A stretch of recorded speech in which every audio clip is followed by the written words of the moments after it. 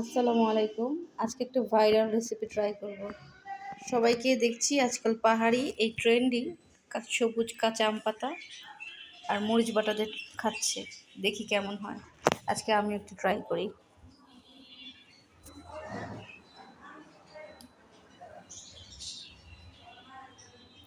এর আগে কখনো কোনো দিন খাই নাই, জানি না কেমন লাগবে।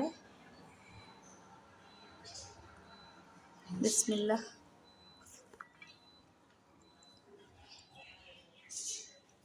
খুব একটা কিছু বুঝলাম না।